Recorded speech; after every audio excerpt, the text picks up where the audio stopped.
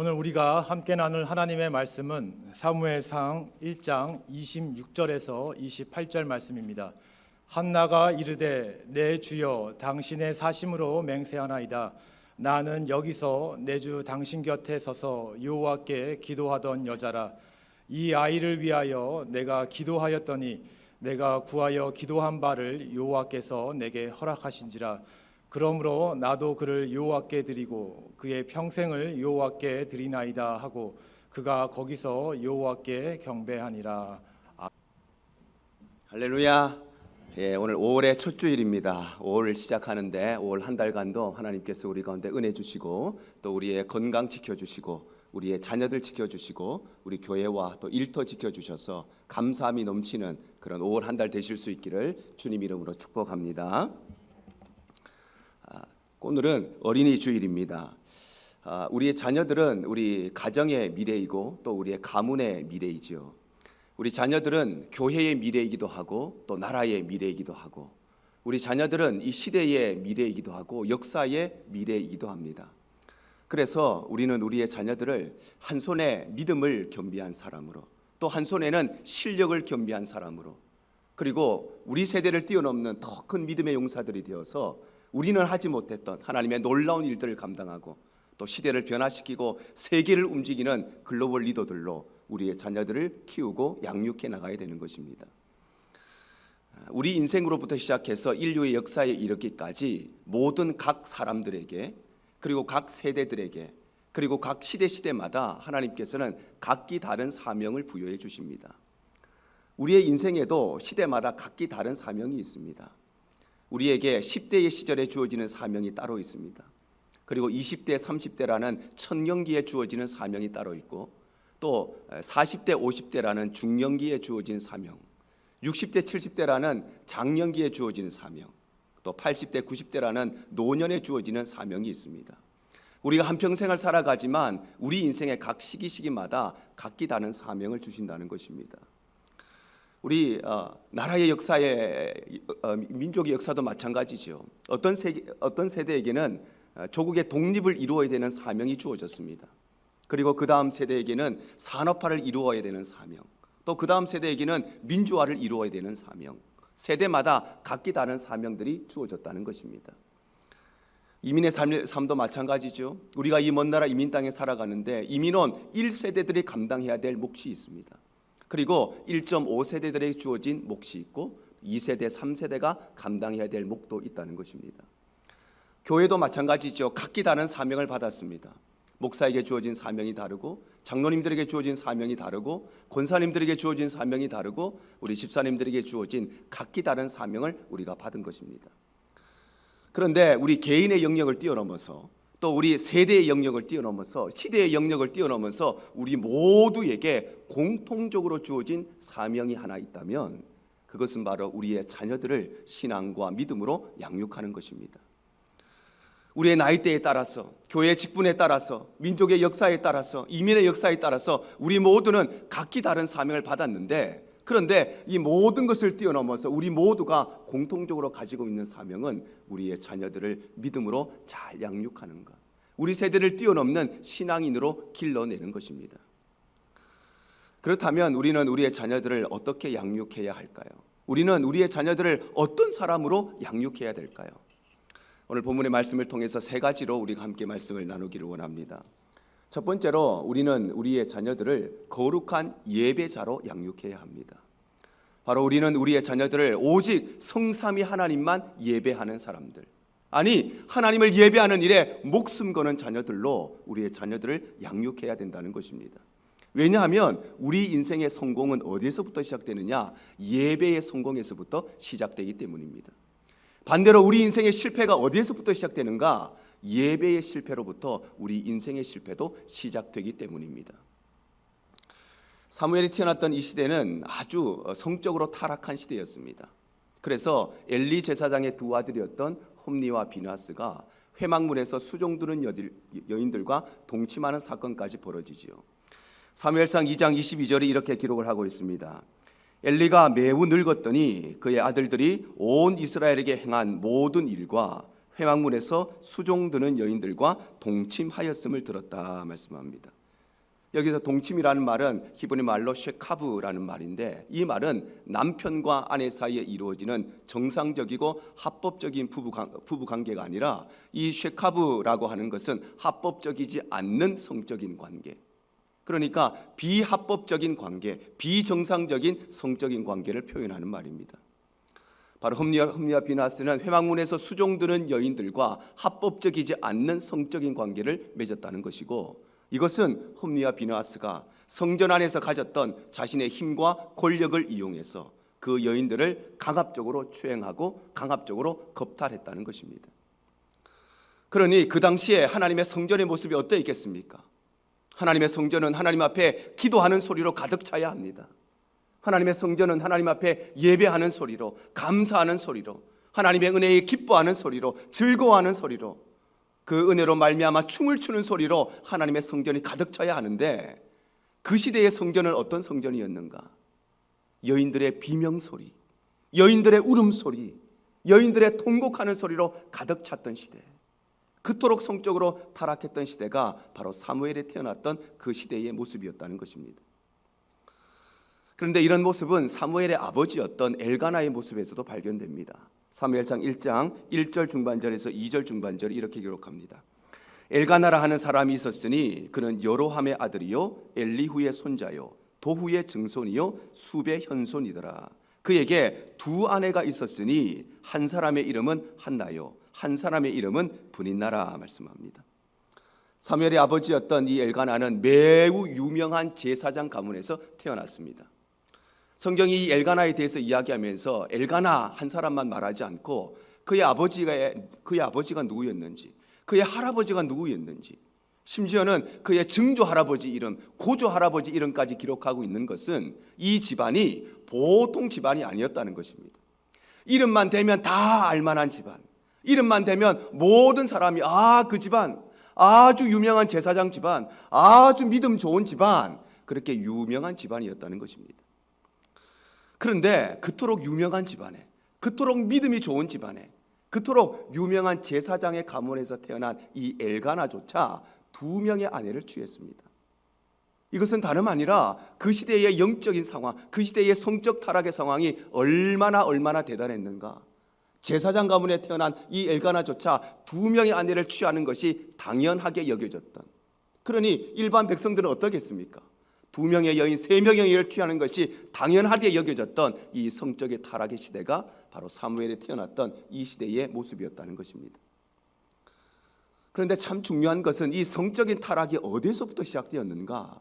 그것은 다름 아니라 예배가 실패하면서부터 이 성적인 타락이 시작되었다는 것입니다. 사무엘상 2장 17절이 이렇게 기록을 합니다. 이 소년들의 죄가 여호와 앞에 심히 크면 그들이 여호와의 제사를 멸시함이었더라 말씀합니다. 바로 흠리와 비나스의 성적인 타락이 어디에서부터 시작되었는가? 그렇게도 유명한 믿음의 가문에서 태어난 엘가나의 성적인 타락이 어디에서부터 시작되었는가? 그 시대에 만연해 있었던 이 성적인 타락이 어디에서부터 시작됐는가? 여호와의 제사를 멸시하면서부터, 바로 예배에 실패하면서부터 모든 죄악은 시작되게 된 것입니다. 그런데 그럼에도 불구하고 이러한 성적인 타락의 시대에 사무엘이 태어났지만, 사무엘은 타락의 길로 걸어가지 아니하고 하나님 앞에 거룩한 예배자로 성장합니다. 사무엘상 2장 18절이 기록합니다. 사무엘은 어렸을 때에 세마포 에봇을 입고 여호와 앞에서 섬겼더라 말씀합니다. 세마포 에봇이라는 것은 제사장들이 하나님 앞에 예배를 드리고 예배를 수종들 때 입었던 옷입니다. 그러니 이 사무엘이 어릴 때부터 세마포 에봇을 입고 여호와 앞에 섬겼다는 것은 사무엘은 어릴 때부터 하나님 앞에 거룩한 예배자로, 참된 예배자로 성장했다는 것입니다. 참된 예배라고 하는 것은 우리가 하나님 앞에 우리의 마음을 드리고 우리의 뜻을 드리고 우리의 정성을 드리고 또 우리의 물질을 구별하여 드리는 것이 올바른 예배이고 참된 예배, 진정한 예배입니다. 그런데 모든 인생의 실패는 어디에서부터 시작되는가? 이 예배의 실패로부터 시작된다는 것입니다. 인생의 실패는 어디에서부터 시작되는가? 교회에 오기는 오는데 하나님을 만나지 못하는 데서부터 우리 인생의 실패가 시작된다는 것입니다. 겉으로 공부도 잘하고 좋은 직장도 가고 돈도 많이 번다고 그것이 성공된 인생이 아니지요. 하나님을 만나지 못하는 인생, 최악의 인생, 하나님을 경험하지 못하는 인생, 하나님의 임재를 경험하지는 못한 인생, 그것이 바로 실패한 인생인 것입니다. 그래서 하나님 앞에 우리의 마음과 뜻과 정성을 드리는 것이 아니라 하나님께 무엇인가를 얻어내려고 하는 이 예배의 실패로부터 우리의 인생의 실패가 시작된다는 것입니다. 참된 예배는 복음의 비밀을 깨닫는 것이지요. 참된 예배는 십자가의 비밀을 깨닫는 것입니다. 그런데 복음의 비밀, 십자가의 비밀을 깨닫기보다 하나님께 복을 얻어내고 성공을 얻어내려고 하는 이 예배의 실패로부터 우리 인생의 실패가 시작된다는 것입니다. 예배를 통해서 우리는 신비한 복음을 깨달아야 합니다. 하나님의 아들이신 예수가 우리를 위하여 이 땅에 오시고 우리를 위해 죽었고 우리를 위해 부활하신 이 신비한 복음, 우리의 이성으로 다 이해할 수 없고 우리의 머리로 다 설명할 수 없는 이 신비한 복음에 감격하는 것이 예배인데, 신비한 복음이 아니라 신기한 현상을 쫓아가는 이 예배의 실패로부터 우리의 인생의 실패가 시작된다는 것입니다. 그래서 예배를 드리지만 하나님 앞에 접근하지만 하나님과 접촉하지 못하는 예배, 하나님께 가까이 가기는 하는데 하나님을 만나지 못하는 예배, 하나님 근처에까지는 가는데 그 하나님의 임재를 경험하지 못하는 예배가 바로 실패한 예배가 되고 마는 것입니다. 그래서 우리는 우리의 자녀들을 오직 성삼위 하나님만 예배하는 자녀들로, 우리의 자녀들을 예배에 목숨 거는 자녀들로 우리는 양육해야 하는 것입니다. 이 시대의 모습도 사무엘 시대의 모습과 같이 성적으로 타락한 시대이고 예배를 멸시하는 시대입니다. 예배를 멸시한다는 것은 예배를 안 드린다는 말이 아닙니다. 예배를 멸시한다는 것은 예배를 드리기는 드리는데 그 예배가 습관적인 예배, 그 예배가 억지로 드리는 예배, 그 예배가 마지못해 드리는 예배, 그 예배가 대충 드리는 예배, 그것이 바로 예배를 멸시하는 것입니다. 그래서 하나님 앞에 나오는데도 아무런 준비도 없이, 몸과 마음의 준비가 없이, 성경책에 대한 준비가 없이, 헌금에 대한 준비가 없이 늦지막히 와서 대충 예배 드리고 가는 거, 그것이 예배를 멸시하는 것입니다. 그리고 이 예배를 멸시하는 예배의 실패로부터 성적인 타락과 우리 모든 인생의 실패가 시작된다고 성경이 우리에게 증언하는 것입니다. 그러므로 사랑하는 성도 여러분, 우리의 예배가 하나님 앞에 올바른 예배, 진정한 예배, 참된 예배가 되시기를 바랍니다. 그래서 우리의 예배가 대충 왔다 가는 예배, 억지로 드리는 예배, 마지못해 드리는 예배가 아니라 우리의 예배가 우리의 마음과 뜻과 정성을 다하여서, 우리의 이성과 지성을 다하여서 영과 진리로 드리는 그런 예배 되시기를 바랍니다. 그럴 때에 우리가 먼저 하나님 앞에 참된 예배자, 거룩한 예배자의 삶을 살 뿐만 아니라 우리의 자녀들도 우리의 뒤를 이어서 거룩한 예배자들로 성장하고 양육해 나갈 수 있는 것입니다. 두 번째로 우리는 우리의 자녀들을 기도의 용사로 양육해야 됩니다. 바로 우리는 우리의 자녀들을 기도의 능력을 경험한 아이들로, 기도의 응답을 경험하는 사람들로 양육해야 된다는 것입니다. 왜냐하면 이 험한 세상, 우리의 인생에, 우리의 삶에 힘과 에너지가 어디에서 나오느냐? 바로 기도에서부터 나오기 때문입니다. 사무엘 선지자가 태어났던 시대는 성적으로 타락한 시대였을 뿐만 아니라, 그래서 예배를 멸시하는 시대였을 뿐만 아니라 사무엘이 태어났던 그 시대는 바로 영적으로 타락한 시대, 영적으로 깨어있지 못하는, 영적으로 잠들어 있던 영적 암흑의 시대였습니다. 그래서 그 당시에 최고의 영적 지도자였던 엘리 제사장조차 하나님의 음성을 듣지 못했던 영적 암흑의 시대가 바로 그때의 모습이었습니다. 사무엘상 3장 1절과 2절이 이렇게 말씀을 합니다. 이에 사무엘이 엘리 앞에서 여호와를 섬길 때에는 여호와의 말씀이 희귀하여 이상이 흔히 보이지 않았더라. 엘리의 눈이 점점 어두워가서 잘 보지 못하는 그때에 그가 자기 처소에 누웠다, 이렇게 말씀합니다. 엘리의 눈이 점점 어두워져서 보지 못했다라고 하는 것은 엘리가 나이가 많이 들었어. 그래서 시력이 안 좋아졌어. 소위 말해서 녹내장도 좀 오고 백내장도 좀 오고, 그래서 사람도 잘 못 알아보고 사물도 잘 구분하지 못했다, 그런 의미가 아닙니다.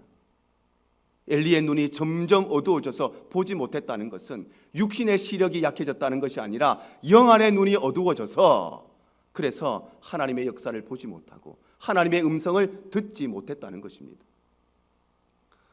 엘리 제사장도 아마 꼬박꼬박 기도 잘 했을 것입니다. 왜 기도하지 않았겠습니까? 제사장이었는데 그가 기도를 많이 했을 것입니다. 그런데 그의 기도는 더 이상 생명력 없는 기도가 되고 더 이상 능력 없는 기도가 되고 그의 기도는 그야말로 시간만 때우는 기도, 그의 기도는 중언부언하는 습관적이고 형식적인 기도가 되고 말았다는 것입니다. 그래서 엘리 제사장은 영적인 분별력을 잃어버렸습니다. 제사장이었음에도 불구하고 영적인 눈이 어두워지고 영적인 분별력이 없어져 버려서 그래서 기도하던 한나를 향해서 술에 취했다고 책망할 만큼 영적 분별력이 사라져 버렸습니다. 사무엘상 1장 12절과 13절에 기록하지요. 그가 여호와 앞에 오래 기도하는 동안에 엘리가 그의 입을 주목한즉 한나가 속으로 말하며 입술만 움직이고 음성은 들리지 아니하므로 엘리는 그가 취한 줄로 생각한지라 말씀합니다.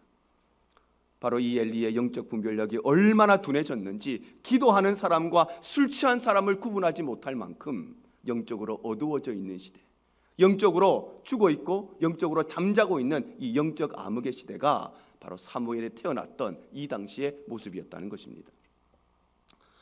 그런데 그럼에도 불구하고 사무엘은 이 영적 암흑의 시대에 태어났지만 그런 영적으로 깨어있고 하나님의 음성을 듣는 기도의 용사로 성장하게 됩니다. 사무엘상 3장 3절과 4절이 이렇게 기록합니다. 하나님의 등불은 아직 꺼지지 아니하였으며 사무엘은 하나님의 궤에 있는 하나님의 전안에 누웠더니 여호와께서 사무엘을 부르시는지라 그가 대답하되 내가 여기 있나이다. 하나님의 등불이 아직 꺼지지 않았다는 것은 하나님의 음성이 많이 사라지긴 했지만 그러나 하나님의 음성이 완전히 사라지지는 않았다는 것입니다. 하나님의 등불이 다 꺼지지 않았다는 것은 기도하는 음성이 많이 없어지긴 했지만 그래도 아직까지 완전히 없어지지는 않았다는 것입니다. 그래서 많은 사람들이 영적으로 잠자고 있고 최고의 영적 지도였던 엘리 제사장조차 하나님의 음성을 듣지 못하는 그 시대에도 사무엘만은 깨어 있었기 때문에 그는 하나님께서 부르시자 그 하나님의 말씀에 반응할 수 있었다는 것입니다. 그렇다면 중요한 것은 다른 사람은 다 영적으로 잠자고 있었는데 어떻게 사무엘만은 이 영적인 잠에 잠들지 아니하고 깨어 있을 수 있었는가?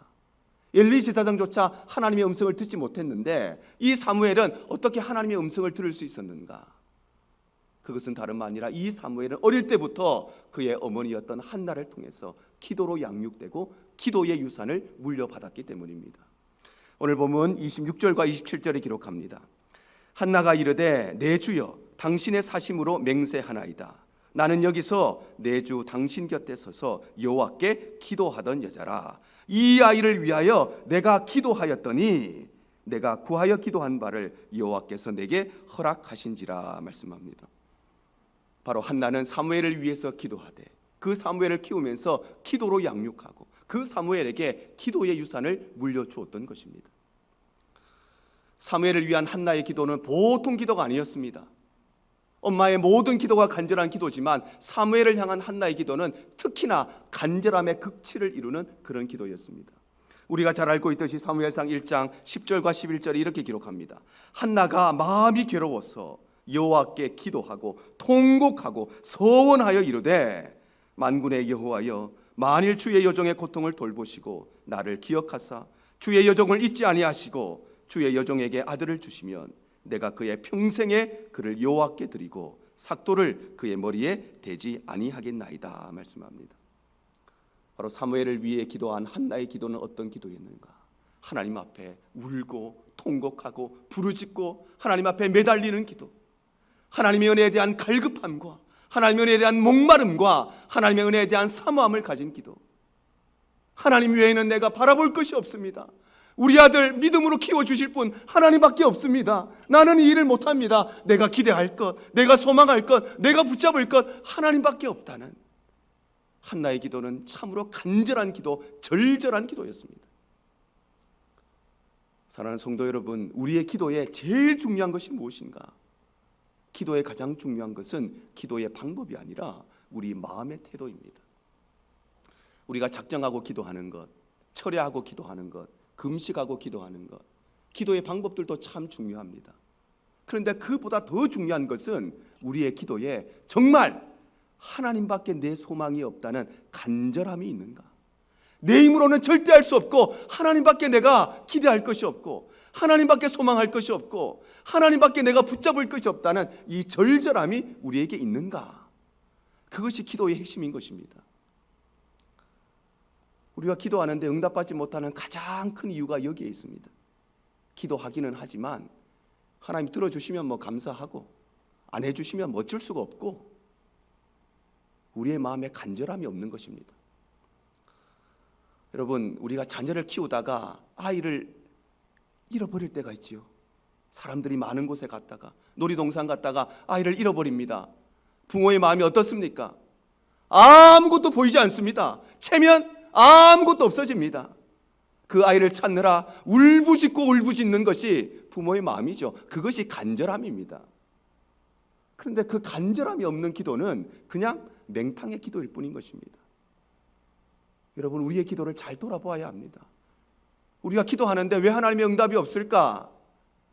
하나님에 대한 원망이 아니라 내 심령 가운데, 내 마음의 태도 가운데 정말 하나님밖에 없는가? 하나님 요구 안 들어주시면 내가 저 사람한테 이야기해서 이 일을 해결해야 되겠구나, 그런 마음은 없는지, 하나님이 이거 해결해 주시지 않으면 내가 이런 방법을 통해서 이거 해결해야지, 제2의 방법, 제3의 방법을 붙들고 있지는 않는가 돌아봐야 하는 것입니다. 사랑하는 성도 여러분, 우리가 우리의 자녀를 키우면서 바로 우리의 자녀를 기도의 능력을 아는 자녀들로, 기도의 응답을 경험한 자녀들로 양육해야 되는 것입니다. 우리가 살아가는 이 시대도 사무엘의 시대와 같이 바로 영적으로 타락한 시대, 영적으로 깨어있지 못하는 시대, 영적으로 잠든 영적 암흑의 시대가 오늘날의 시대입니다. 영적으로 타락했다는 것은 기도하지 않는 것을 말하지 않습니다. 영적으로 타락했다는 것, 영적으로 잠들어 있다는 것은 기도하기는 하는데 그 기도가 습관적인 기도가 되어버렸다는 것입니다.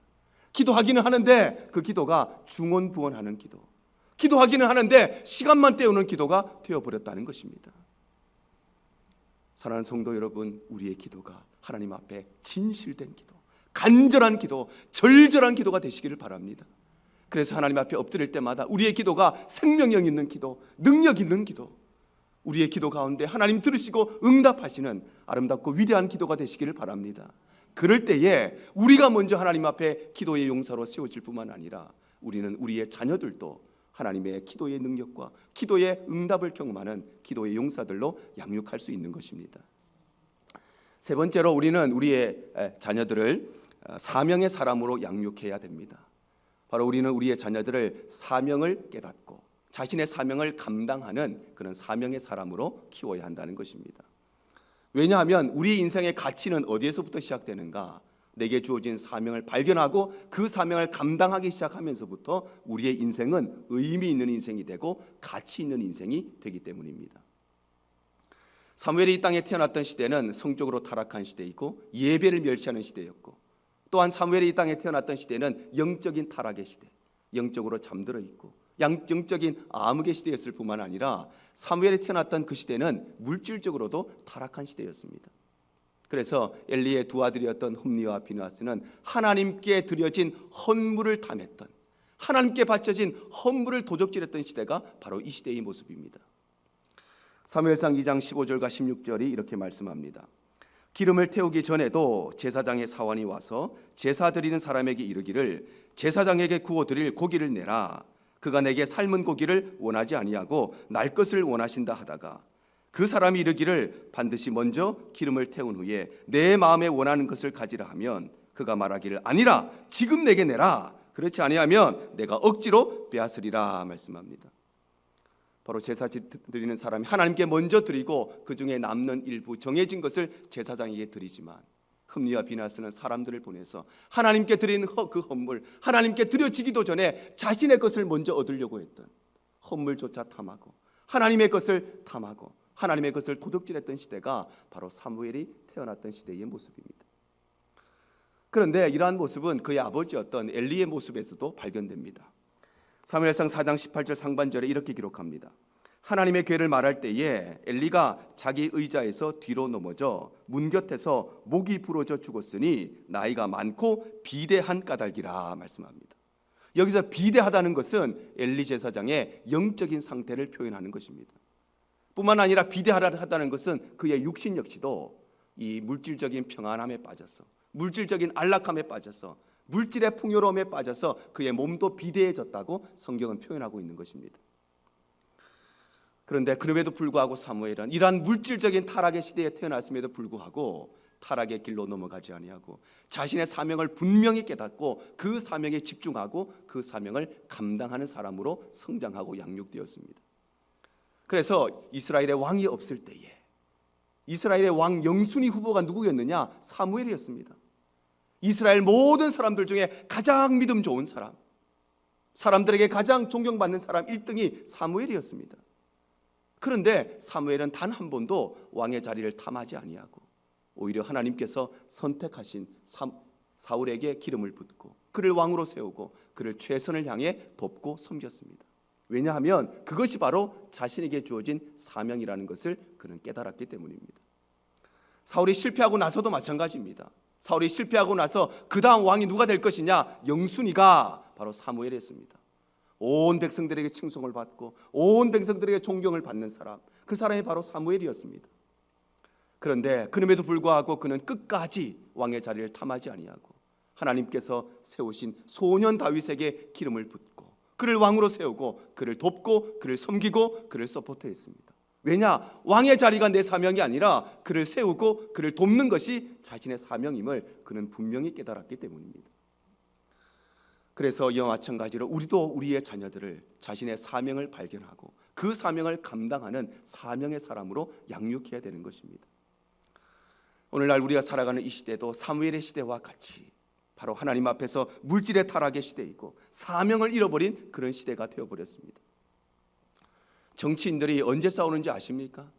정치인들이 여당과 야당이 하나가 되어서 우리나라를 더 좋은 나라로 만들고 더 아름다운 나라를 만들고 더 부강한 나라로 만들고자 하는 사명으로 모이지 않고 자신의 권력과 명예를 위해 모일 때에 그들은 끝없이 싸우는 것입니다. 노사가 언제 싸우는지 아십니까? 회사와 노동자들이 우리 회사를 더 좋은 회사로 만들고 더 부강한 회사로 만들고 더 큰 회사로 만들고자 하는 사명으로 모이지 않고 자신의 돈과 욕심으로 모일 때에 그들은 끊임없이 싸울 수밖에 없는 것입니다. 교회도 마찬가지입니다. 교회가 왜 싸우느냐? 하나님의 영광을 위해서, 하나님 나라의 확장을 위해서 사명으로 모인 교회는 싸우지 않습니다. 그런데 자신의 뜻과 자신의 의를 위해서 모인 교회는 끊임없이 싸우는 것입니다. 그래서 우리에게 사명이 있다면 우리의 가정에 희망이 있는 것이고, 사명이 있다면 우리의 교회에 희망이 있는 것이고, 사명이 있을 때에 우리의 자녀들에게도 소망이 있는 것입니다. 사랑하는 성도 여러분, 우리의 삶이 사명의 삶이 되시기를 바랍니다. 그래서 우리 한 사람 한 사람 우리에게 맡겨진 사명들, 가정에서의 사명, 직장에서 사명, 교회에서의 사명, 이 시대 앞에서 주신 사명을 감당하는 삶이 되시기를 바랍니다. 그럴 때에 우리가 먼저 하나님 앞에 사명을 발견하고 그 사명 감당하는 사명의 사람이 될 뿐만 아니라 우리의 자녀들도 우리의 뒤를 이어서 자신의 사명을 따라 주의 영광과 주의 나라를 위해 하나님 앞에 쓰임받는 진정한 사명의 사람으로 세워질 수 있는 것입니다. 오늘 말씀을 정리하고자 합니다. 우리가 잘 알고 있는 우리 한국 전쟁의 영웅이라고 할 수 있는 메가더 장군이 자신의 자녀들을 위해서 기도하면서 아주 유명한 기도문을 남겼지요. 내 자녀가 이런 자녀가 되게 하소서. 약할 때에 자기를 분별할 수 있는 힘과 두려울 때에 자신을 잃지 않는 담대함을 가지고 정직한 패배에 부끄러워하지 않고 승리에 겸손하고 온유한 자녀가 되게 하소서. 생각할 때에 고집스럽지 않고 하나님을 알고 자신을 아는 것이 지혜의 근본임을 아는 그런 자녀가 되게 하소서. 그를 요행과 안락의 길로 인도하지 마시고 곤란과 고통의 길에서 항거할 줄 알게 하시며 폭풍우 속에서도 다시 일어날 수 있고 패배한 자를 관용할 줄 아는 너그러운 마음을 가진 그런 자녀가 되게 하소서. 또 마음은 깨끗하고 그 이상은 높게 하셔서 남을 다스리기 전에 먼저 자신을 다스릴 줄 알고 미래를 꿈꾸는 동시에 지난 날을 잊지 않는 그런 자녀가 되게 하소서. 인생을 엄숙히 살면서도 삶을 즐길 줄 아는 여유와 자신을 드러내지 않고 겸손한 마음을 지닌 그런 자녀가 되게 하소서. 그리고 참으로 위대한 것은 소박한 데에 있다는 것과 참된 힘은 너그러움에 있다는 것을 항상 명심하는 그런 자녀가 되게 하소서. 그리하여 미래의 어느 날 그의 부모인 나는 내 인생을 헛되이 살지 않았노라고 주님 앞에 고백할 수 있게 하소서. 메가다 장군의 기도가 우리의 기도가 되시기를 바랍니다. 메가다 장군이 자녀의 성공을 위해 기도하지 않았습니다. 자녀를 위해 기도할 때에 내 자녀가 하나님 앞에 겸손하고 온유한 사람, 다른 사람을 돌아볼 줄 아는 사람, 하나님을 알고 자신을 아는 사람, 하나님 앞에 올바른 예배자, 하나님 앞에 주신 사명을 감당하는 기도의 용사가 되기를 그는 기도했던 것입니다.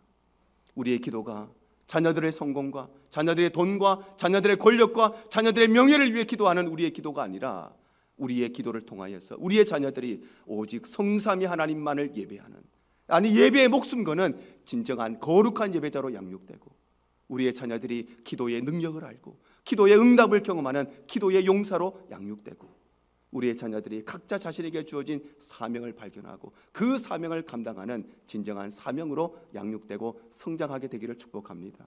그럴 때에 우리의 가정이, 또 우리 교회가 하나님께서 주신 이 위대한 사명과 이 위대한 일들을 감당하여서 우리 세대를 뛰어넘는 더 큰 믿음의 용사로 우리의 자녀를 키워서 우리 가정이 믿음의 명문 가정이 되고, 우리 가문이 믿음의 명문 가문이 되고, 우리 교회가 믿음으로 명문 교회가 되는 아름다운 은혜와 복이 우리 가운데 있기를 주님 이름으로 축복합니다.